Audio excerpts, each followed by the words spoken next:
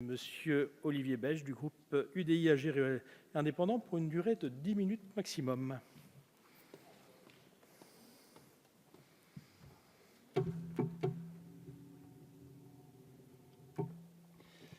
Monsieur le Président, Madame la Ministre, mes chers collègues, Mesdames et Messieurs, donc nous sommes réunis cet après-midi pour évoquer les questions de citoyenneté et de démocratie dans le cadre de ce grand débat national. Force est de constater que même si cette crise, peut-être l'une des plus graves que nous ayons connues sous la Ve République, est effectivement une crise de la citoyenneté et de la démocratie, cette crise a en réalité des racines beaucoup plus profondes que celle qui a démarré avec la crise des carburants. En effet, il faudrait être aveugle pour ne pas avoir vu depuis plusieurs décennies maintenant déjà se dégrader les taux de participation aux différents scrutins.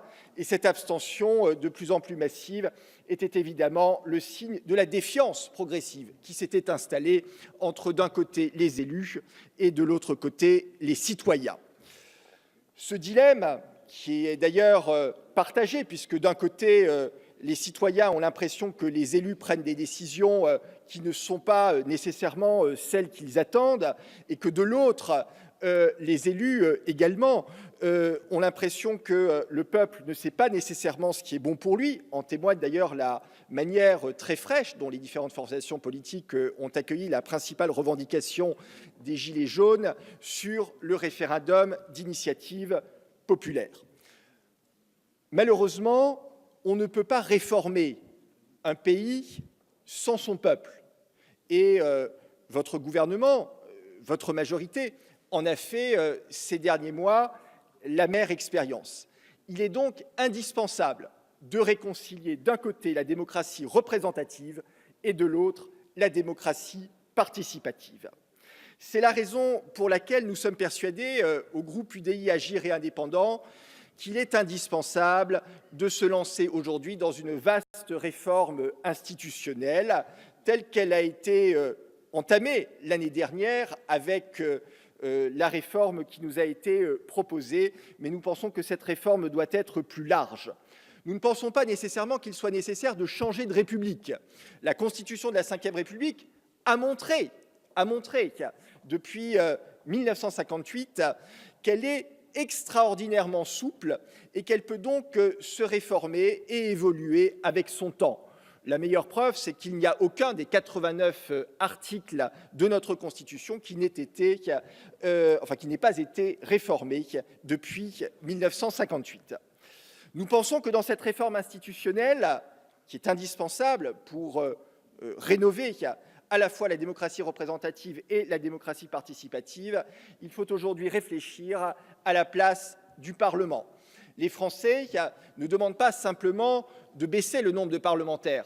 Ils s'interrogent aussi à quoi servent leurs parlementaires.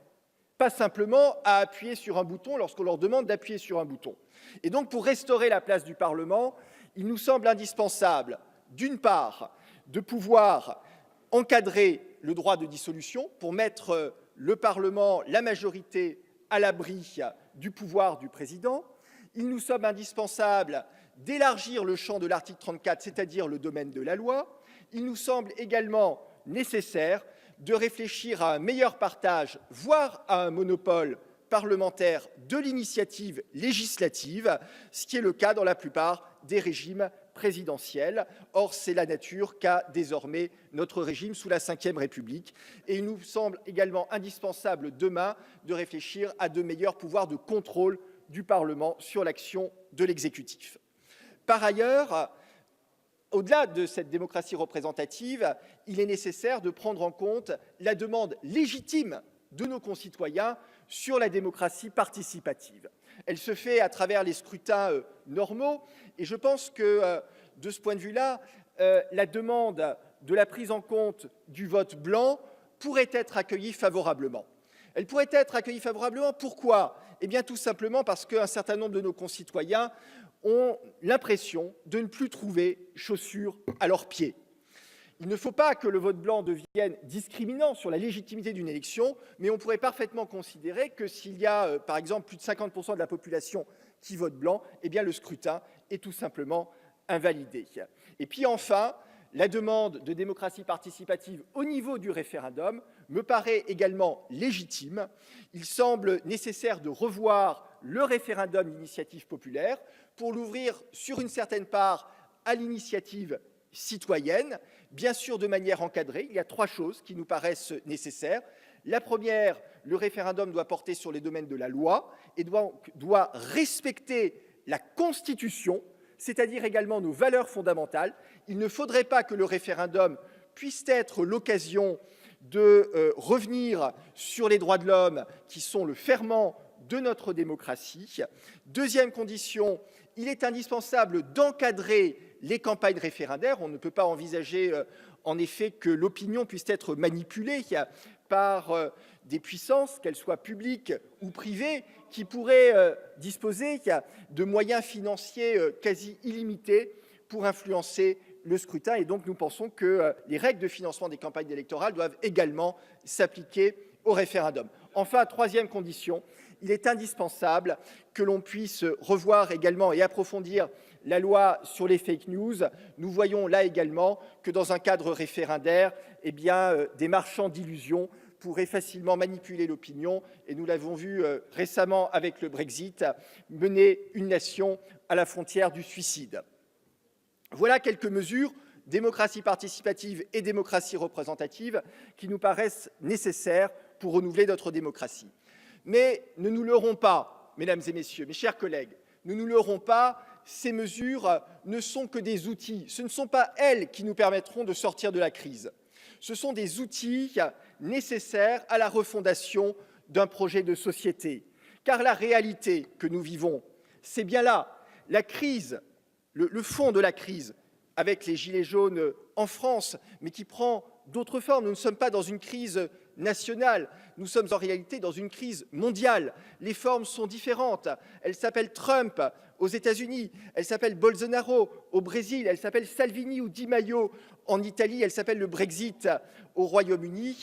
Nous sommes en réalité à la fin d'un modèle économique, social et environnemental, la fin d'un modèle qui a été inventé au XXe siècle, à l'époque où l'Occident comptait les États-Unis, le Canada, une dizaine de pays européens, c'est-à-dire à peu près 500 millions d'habitants, et que nous avons mondialisé après 1990, après la chute de l'Empire soviétique.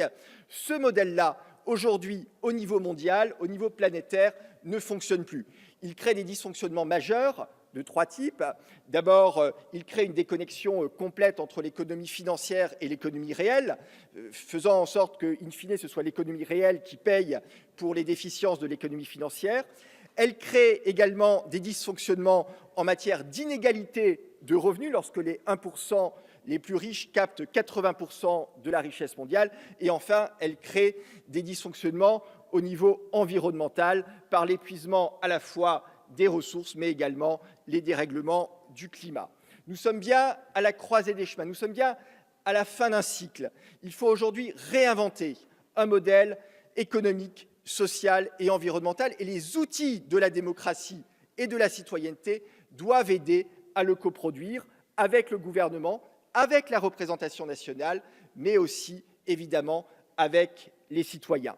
Ce n'est qu'à ce prix, mesdames et messieurs, que nous arriverons à sortir de la crise qui est la nôtre et des violences également qui secouent notre pays. Ce n'est qu'à ce prix également que nous arriverons à réconcilier la création de richesses économiques, la justice sociale et la responsabilité environnementale. Ce n'est qu'à ce prix que nous arriverons à réconcilier le monde rural avec la dynamique des métropoles. Ce n'est qu'à ce prix également que nous arriverons à léguer demain à nos enfants un héritage dont nous n'aurons pas honte et également un modèle de développement durable qui préservera les ressources pour les générations futures.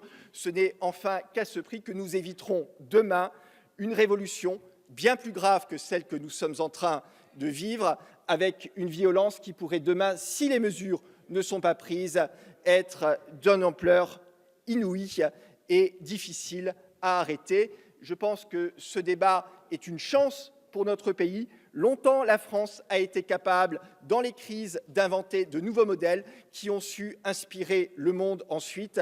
Nous sommes au rendez-vous de l'histoire. Sachons être à la hauteur de notre tâche. Je vous remercie. Merci, cher collègue.